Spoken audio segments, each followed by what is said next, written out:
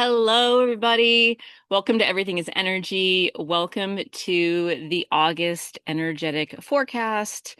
This is for the year 2026. And, I believe that this month has the potential to be one of the most transformational months of the year. I'll just say that at the top of this podcast. And that's not because of dramatic events alone per se, but it's really because we're unfolding in eclipse season. August is a month of two eclipses, a lunar and a solar eclipse. And eclipses, they've always occupied this ephemeral space in the human psyche, at least by my mind. Astronomers, astrologers, they've always just held this interest, even in the modern times, right? And, let's remember that, eclipses, at least in my mind, lift us up and out of linear space and time, which kind of means that things can happen in a way that does not need to be tethered to those tenets. And, that also reminds us that they have the potential to accelerate growth. They have the potential to do things in a way that is beyond linear space and time again. And they also have the potential to reveal things that are hidden. And sometimes, the thing will happen right around the revelation, the aha moment might happen right around one of these eclipses. But let's remember that eclipses have an orb of operation, and it starts a little bit before the eclipse, but it lasts for 6 months after.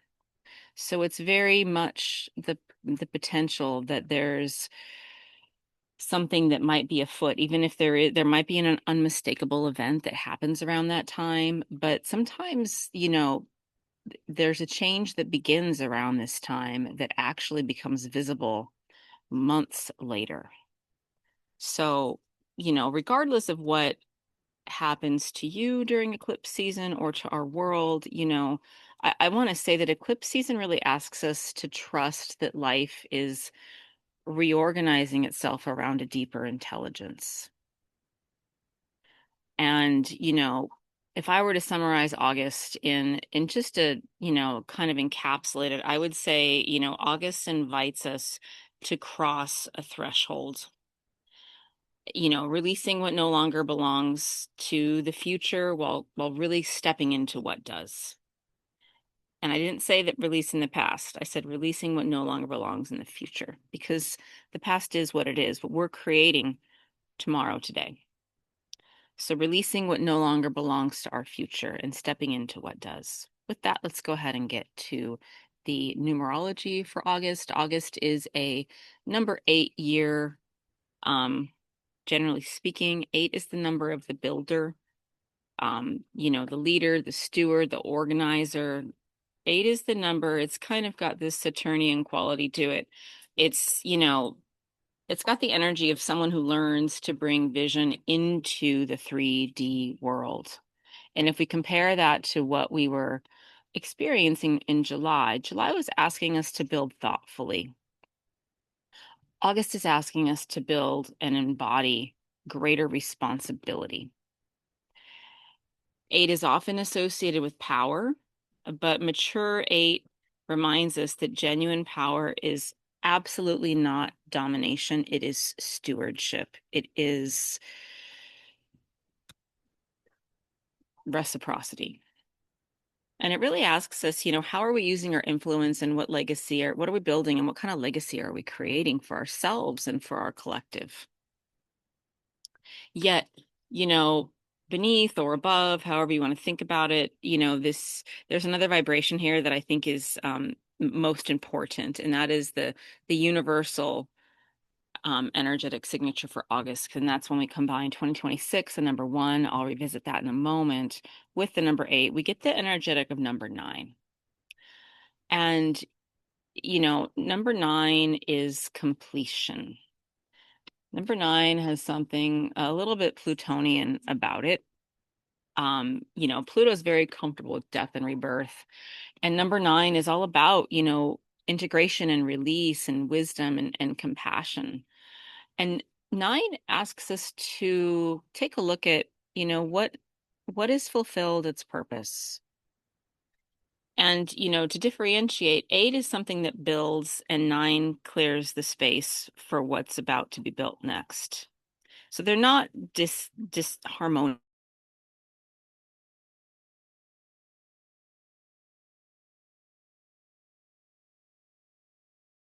Now, every August is an 8 month, right? But I think, especially since eclipse season is landing in August this year, this is really remarkably fitting for us because if the 9 is kind of gathering everything we've learned and preparing us for the next cycle, eclipses themselves often remove what no longer belongs in our lives. And, eclipse season kind of also, if we haven't been following the energetic flows, if we haven't been heeding the vibes, so to speak, that's when eclipses can do something that is just like kaput, or it just happens really above and beyond linear space and time, right? Um, but eclipses also happen gently too. And I don't want to say that if something happens suddenly to you, that it's because you're not heeding the vibes. I just mean that sometimes if there's something that absolutely needs to shift for our soul to be on its path, even when we have been heeding the vibes, there's so much going on. A number 9 energetic is just going to be like, it's like Pluto. It's just like, nah, sorry, transformation is afoot, right? So, but I would also say that 9 reminds us that endings aren't failures. Pluto knows this. Death isn't the end. Death is actually ceremonial miracle, right? It's the beginning of something totally new. And 9 knows that, endings are part of the natural rhythm of life. And I want to just remind us that we're in 2026, which is a universal 1 year. And so this year, as the foundation, is reminding us that we're inviting and we're a part of something that's an entirely new beginning. And that absolutely feels the case, especially this year, because of all the outer planets that are changing signs. And, but the universal 9 month does create an interesting paradox here, right? The year 1 says begin, the number 9 says release. But I think they're reminding us that authentic beginnings really do require authentic endings. And if you've ever kind of been on the cusp of something, even like letting go of one job and stepping into another, you know that like the energy is afoot. And when you're finally done with something, something else can flow in. So that's kind of part of the tone of August for us, which is really being willing to look at what works and also look at what no longer serves. Let's shift gears, and I want to, I've mentioned the planets a little bit, but I want to talk about a couple of the major aspects that are happening, transits in August. I do the weekly astrology forecast, but there's some things that I think are worth putting up here with this August energetic forecast. And, the month begins with Chiron stationing retrograde on August 3rd, and Chiron's at 0 degrees Taurus. And this is a pretty profound moment because earlier this summer, Chiron entered Taurus after spending years and years and years in Aries. And so it's interesting because it entered, but as planets do their entry, there's often an enter point, a regression point, and an opportunity to enter again. Sometimes it happens one more time. But for this, Chiron had spent years in Aries. And then earlier this summer, Chiron entered into Taurus. And so we've been kind of living with that energetic for a little bit of time now. And we will for a little bit of time more, but now Chiron's moving backward and it's going to retrograde for approximately 5 months, stationing direct toward the end of this year. And it's going to retrace the early degrees of Taurus before continuing its journey. So let's also note that it's not going back into Aries. And I think, but this retrogradation is still giving us some time to understand that threshold moment. Chiron moves super slow. And if Chiron is about a healing endeavor and sharing the wisdom of the healing endeavor, then, and Taurus is about earth-based energetics. It's about our creature comforts. It's about our understanding of also, I think at this moment, how we relate to our planet, how we relate to our natural world, how we as humans relate to each other. And, this healing kind of also, because of Taurus, is turning our attention towards our relationship to worth.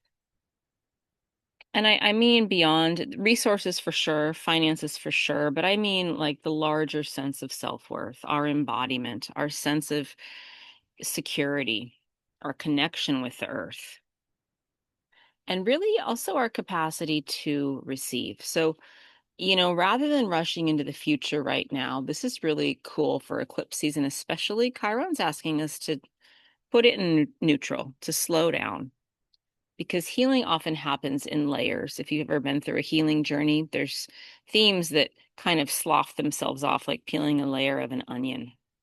And so retrogrades, especially this retrograde, is going to allow us to revisit those layers with greater wisdom. A couple days later, on the 6th of August, we have Venus entering into the sign of Libra. Venus is at home in Libra. She rules Libra. And, this is about relationships and beauty and harmony, but it's absolutely about diplomacy and justice and balance and seeking right relations. Venus in Libra is going to ask us to restore equilibrium. I'm going to use this word again. Where is reciprocity needed? What can, also where does natural beauty invite healing, I would say. And then let's not forget that we're in relationship with Venus in Libra. There's this notion that we're not isolated and that there can be some greater understanding that can emerge through relationship. So while I want to compare July to August, July had a lot going on. Every day there was something happening in July. Not necessarily the case in August, but there's events. And the first one I want to talk about, there's the big three. There's the two eclipses that I'll mention next, but the first one is the Lion's Gate. And I'm going to do a special live free gathering specifically on the Lion's Gate, about the Lion's Gate, about the first eclipse, and about using herbs in rituals, specifically roses, for this eclipse season. If you're not on my email list, I'll put a link at the end so you can be on the email list and get that invite. But let's talk about the Lion's Gate just lightly here. I'll do a whole other podcast on this. I love the Lion's Gate. I do a podcast on it just about every year. It's August 8th. And it's long been associated with, themes of courage and absolutely themes of awakening. There's an Egyptian reference with Sirius that I'll touch on in the future. But it's really about alignment with a greater sense of purpose. And whether we approach the Lion's Gate, which I'll discuss in depth through mythology, which is there, through symbolism, through personal reflection, through history, it really offers us a meaningful opportunity to pause and consider what is ready to emerge through us. It's as if there's this kind of potential for a cosmic download of energy from the stars to us. And if we think about what a download means in our technology, it's an overhaul of a piece of software, for example, right? So a download here during the Lion's Gate can really help us organize or reorganize or see things differently. So for the Lion's Gate, I'll just say the first gathering is going to take place on August 8th for my eclipse gatherings. I'd love to have you join us. But let's keep going. So we have on August 10th, we have Venus opposing Neptune. And this is a beautiful yet kind of discerning aspect. Neptune can inspire, compassion and creativity and unconditional love, but and it is known to blur boundaries. And left out of check, it can invite projection. So this transit is going to invite us to balance this notion of idealism with clarity. and to use our spidey senses, so to speak, our energetic sensitivity to understand what is true and real. And with Venus there, this is about being able to appreciate the beauty of something without losing our own discernment of it. It's about, opening our heart while remaining deeply rooted and grounded in the truth. Next day, August 11th, Mars enters Cancer. This is an interesting space for Mars. And this is, the pace of our action forward is going to become more emotional. So rather than just acting from pure logic or ambition, Mars in Cancer is acting as to protect what truly matters. Our home, our family, our sense of belonging, our emotional security. Those are all Cancerian themes. So courage, Mars, courage now looks a little bit different. Sometimes courage is moving forward, still, absolutely, but this has the potential for courage, meaning creating safety. The next day on August 12th, we have our first of the two eclipses. We have a solar eclipse with the new moon on August 12th. And this is one of the months, this is the second of the three great kind of thresholds. And the Leo solar eclipse is going to invite us to plant seeds for an entirely new chapter of our life and of our world.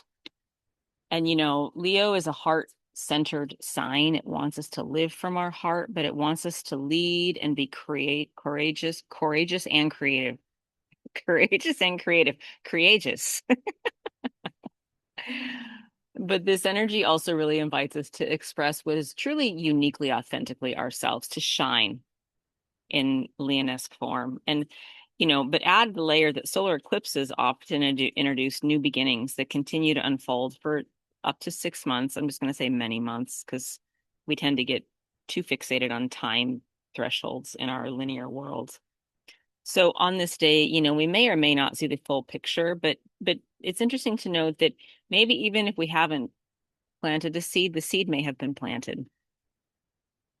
And this eclipse is going to ask, but also it's a really wonderful day for consciously planting seeds. I think the more conscious we can be about things, the more we can work with the flows of energy as a general principle. So, the eclipse is going to ask us what wants to be born through us, what future is to participate in it. August 17th, we have Mars squaring Neptune.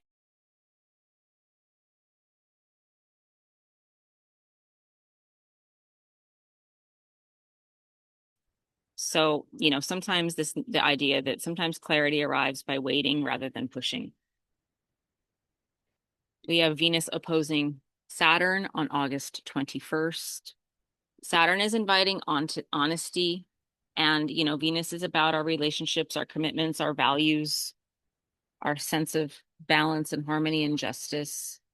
And where are all these things solid? Where might there be some adjustments needed? This transit might feel a little bit serious because it involves Saturn, but it's also supporting some long-term commitment and maturity because it involves Saturn. I want to just put a pin in the second gathering that I'm having for my free series this August is on Saturday, August 22nd. And we're really going to be working with the herb for this lunar cycle, as well as working with this herb for this eclipse season. And I'm going to teach you how to make natural rose incense. But let's keep going to that gathering as a forecasting. We're going to do some energetic forecasting, teaching you guys how to understand how this eclipse specifically relates to you. This is foreshadowing the Pisces lunar eclipse on August 28th. And that's the third of the big three this month. So where the solar eclipse would plant new seeds, the lunar eclipse is going to release. That's just what happens with solar and lunar eclipses. And Pisces is reminding us, because it's in the sign of Pisces, that surrender is also a form of wisdom. Have you ever had that situation where you just instinctively know to let go? So if there's an old identity, an outdated identity, some fears, some expectations, maybe even stories or grief, this eclipse is going to invite us to release what's reached completion. And I feel like the universal 9-month really resonates here, because this is where the numerology and the astrology are speaking, are harmonizing. They're speaking in the same voice. And the notion here again is that completion creates space. The final thing I want to mention for this month is on August 31st, we have Jupiter trining Saturn. And this is actually one of my favorite aspects this month. Jupiter forming a harmonious, trines are harmonious with Saturn. This is where the expansion of Jupiter meets the wisdom and the structure of Saturn. The optimism of Jupiter is meeting this groundedness of Saturn. And this is where the vision of Jupiter is meeting the discipline of Saturn. And can you feel how cool it is to have both of those aspects online, communicating and cooperating at the same time? And really, I think about this aspect as reminding us, because my mind is so in herbalism and farming and gardening, that, sustainable things are built one intentional step at a time. And those steps absolutely matter, and they're very empowering to take part in. So this is a really beautiful way to close an eclipse month. It's not with chaos, it's with integration. So I just want to just kind of say, as we're stepping back and, we're at the top of the month right now, and I'm putting this out, and we look at August as a whole, there are three great gateways unfolding before us. We have the Lion's Gate, and that's going to open our hearts and help our hearts and our third eye get downloads from the cosmos. I'll do a whole separate thing on all three of these major aspects, but I just want to highlight them right now. We have the Leo solar eclipse. This is going to open the future. And then we have the Pisces lunar eclipse, which is going to really create the space for the future by releasing what no longer, or what has come to completion, what no longer serves. And if we add to that the universal 9 month, that's reminding us that every ending contains the seed of a new beginning. And if we add the universal 1 year, this is that those new beginnings are absolutely already underway. So I would just say that, perhaps August's greatest invitation is not to control the changes that are unfolding around us, because there's so much going on right now, but maybe it's simply to cross this threshold. And I've been talking about this threshold for a while. I feel like it's already been afoot, but I feel like potentially what's happening in August is that eclipse season is going to really land it in the 3D world. Even though eclipses are about living above and beyond the 3D world, it's interesting that during this time, those endings that we've been seeing coming, I feel like August is going to have that vibration of really helping us feel in this 3D world like we're stepping through that threshold. And, I would say that there's moments in life that can feel like something that's larger. Something larger is afoot that's rearranging the landscape around us. And I welcome those energies, because it reminds me that it's not mine alone to carry or to do or to create, that there's cosmic forces afoot, right?